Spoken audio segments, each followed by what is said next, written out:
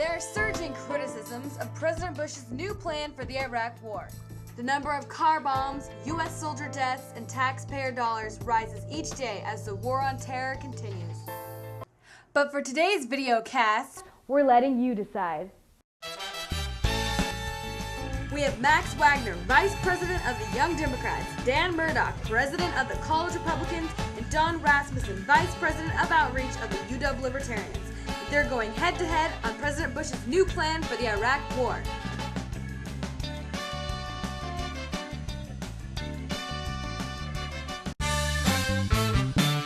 For our first question, Bush said in his State of the Union speech, if American forces step back before Baghdad is secure, the Iraqi government would be overrun by extremists on all sides. Dan, you're representing the Republican Party. What do you think of Bush's statement? I think he's absolutely correct when it comes to that. You've got Shiite militias, you've got Sunni militias, you've got Al-Qaeda types from out of the country, you've got former Baathists. We absolutely have to defeat them in Baghdad and Al-Anbar province where the 21,500 troop surge is going. We have to defeat them there, or else the Iraqi government will be overrun and Iraq will be a loss. Max, as a representative of the Democrats, what do you think? I think it's a big mistake. I think increasing deployment in Iraq is like what Nixon and Johnson did with increased deployment in Vietnam. It's a lost cause. It's a lost cause because of poor leadership on the Republican part, and pouring more troops in there is just going to waste more American lives. And Don, you're the Libertarian guy. What are the Libertarians thinking about Bush's statement? Well, the surge is a tactical decision. It's not the key, it's not the whole ball game. And the question that I'm left asking is, and then what? Today in Iraq, the educated middle class, the very people that you need in order to build a civil society, are gone. What do you think of Bush asking Congress for another chance, asking to send 20,000 troops to Iraq? Max, what do you think? Sending in 20,000 more troops is just I mean, Bush came on television and basically begged the American public to give him one more chance to prove his ability to lead this war. But I don't think he deserves another chance. He hasn't proven, capable of leading this war in any way, and sending 20,000 more troops in isn't going to solve the problems that are in Iraq. What is? It's not sending more troops in, all right? What the United States government needs to do is start, setting timetables and making the Iraqis take responsibility for the problems in Iraq and pouring more American troops in there to fight the war for them. It's a civil war. We have to accept the fact that there's a civil war going on in Iraq right now. And fighting that war for them is not going to take care of the problem that exists there. That's the problem. The Democratic Party has already said that this war is a failure and that they don't want any more troops to die.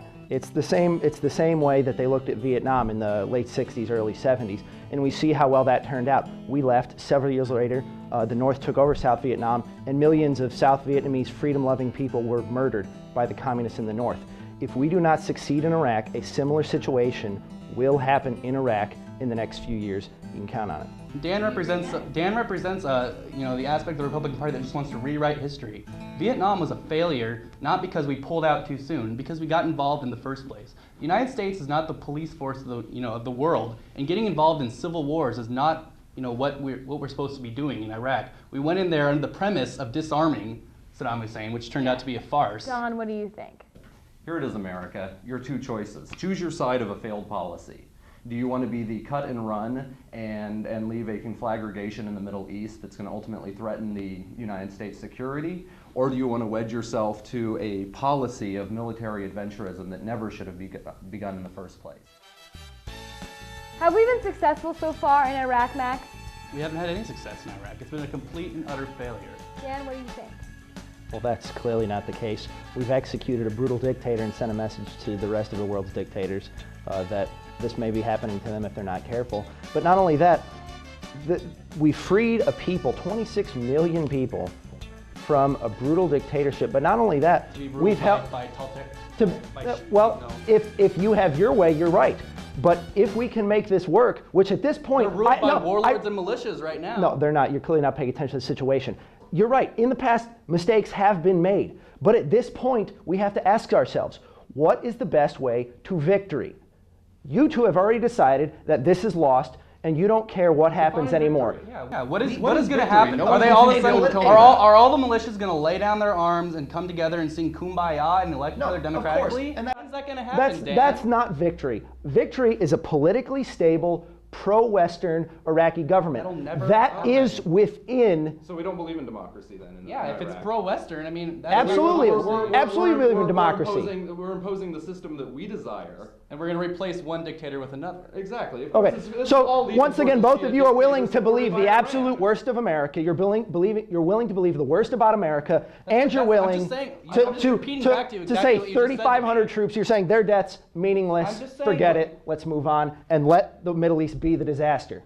Yeah, that's your two positions. Don, what do you think? Could you have possibly predicted 4 years ago that we would be in the position that we're in right now in Iraq? This is why Don and Max want to pull out, because that's what he sees happening. Have I said I want to pull out? Let's pull our troops Have out. I said You've anything? been agreeing with Max most of the time. You haven't proposed any sort of plan of action whatsoever. Which is okay right, since you have no Because if I authority was a whatsoever. libertarian, can I just make this very clear? You're right. You're right. I have absolutely no plan for Iraq, and I will go right out front and admit that plan. My plan for Iraq would have been to never get involved in Iraq in the first place. That's great if we were 4 years Yeah, ago. and that's a great plan for someone who has absolutely no political authority whatsoever. As far as a plan now, there is no plan. There is no winning this situation. Anybody, if you want to be So then you agree with Pollyannish, Max. if you want to be Pollyannish and pretend that that we're going to somehow create a new model democracy in the Middle East, I think you're deluding yourself. My last question, do you think the 20,000 troops Bush is sending to Iraq is going to be effective? I don't know. I hope they are. I think we've got to put our faith in our military leaders and the president at this point, because I mean that's the plan that they're doing. That it's going to happen either way. So I mean I hope that it works, but I don't know. Don, what do you think? The U.S. presence in Iraq has oscillated between 130 and 150 to 160,000 5 times. This is the 5th surge that we've had. This is a rhetorical device. It's a political device. It's not going to fundamentally change anything on the ground. Max, what do you think? It's a political move to try to buy time. It's not going to have any sort of effect on the actual war, other than to, possibly create more American casualties. What do you think about Bush's plan for Iraq, and how did our debaters do? Click on the Add a Comment link right below this video cast and tell us what you thought. And make sure to watch our roundtable next week on same-sex marriage. I'm Chanel Smith, reporting for the Daily Videocast. Okay, and the University of Washington Young Democrats meet at the same time every Wednesday at 7 o'clock in Gowan 201. And we've also had some very interesting speakers come. We've had Marie Cantwell, Christine Gregoire, the governor, who we all love.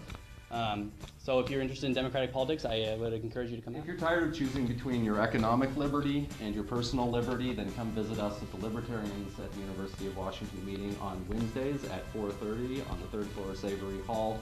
We'll be happy to bring those two things together and create for you a complete picture of what a functional political party is supposed to look like.